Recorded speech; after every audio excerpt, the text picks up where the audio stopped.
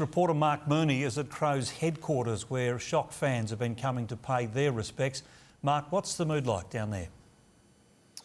John, certainly very sombre here this morning. As you say, fans have been arriving since about 8 o'clock this morning as this terrible news filtered through.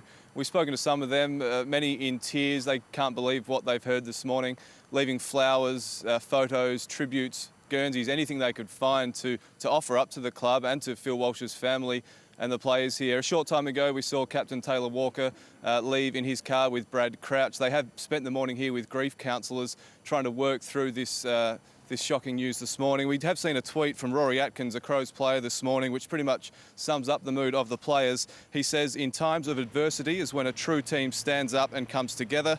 Phil Walsh, love you, mate." We've also seen a tweet this morning from Sean Burgoyne, a Hawthorn star, but of course played under Phil Walsh at the Power in 2004 during that tremendous premiership year. He says, "What a tragedy, in shock, rest in peace Walshy. Thoughts are with his family at this time." Now, AFL boss Gillon McLachlan has released a statement a short time ago. I'll read part of that to you. He says, "Our industry is in grieving today and we send our love and support to the Walsh family, the Crows staff and players, Phil's friends and the other clubs he worked with. Phil Walsh was a man of boundless energy and enthusiasm and his death is a tragic loss." It is, of course, very early days, but talk has now turned to whether the game between Adelaide and Geelong at Adelaide Oval on Sunday afternoon should go ahead. There's no official word from either the club or the league on that just yet. We are expecting to hear from Crows Chairman Rob Chapman this afternoon, as well as the CEO Andrew Fagan. They're expecting to shed some light, hopefully, on whether that match will go ahead. Some fans say they want it to go ahead. They think that's what Phil Walsh would want to happen.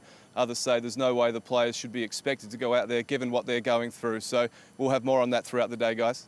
Mark Mooney is at Crows headquarters. Mark, geez, what a tough day. Yeah, good evening, Rosanna. It certainly has been an extremely tough day here for fans and club members alike. As you can see behind me now, there's still some fans starting to drift in here to the club. They're leaving their flowers. There are dozens of bunches of flowers. Not just that, candles, photos, Guernseys and scarves. Fans say they don't know what they can do to show their support to the club and to pay their respects, but this is the little thing they can do to show how they've been affected by this tragedy.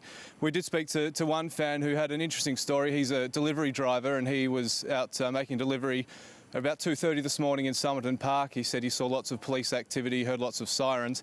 He thought to himself, he wondered what was happening, and it wasn't only until he got this morning that he realised what had happened.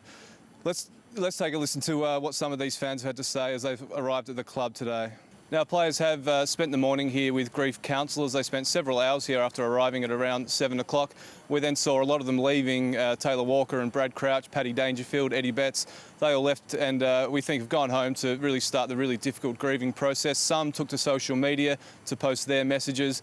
But in terms of here at the club, still plenty of people rocking up here after work, and we expect this memorial to continue to grow for some days yet. Rosanna? Reporter Mark Mooney joins us from West Lakes. And Mark, how's the mood been?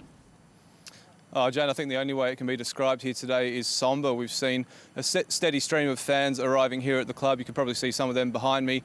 They've laid dozens of bunches of flowers and cards, scarves and beanies, anything to pay tribute to Phil Walsh and just to show the club that they care and that they are here for them. We've also seen the players arriving very early this morning. They spent most of the day behind closed doors with grief counsellors. Extra counsellors were called in to help them through this really, really difficult time. We saw them leave the club around 1 o'clock today. And then addressing the media was the CEO Andrew Fagan and the chairman Rob Chapman. They said the first priority for the club was always about the players and making sure that they're okay. But let's take a look now at how this truly tragic day has unfolded down here at Crows headquarters.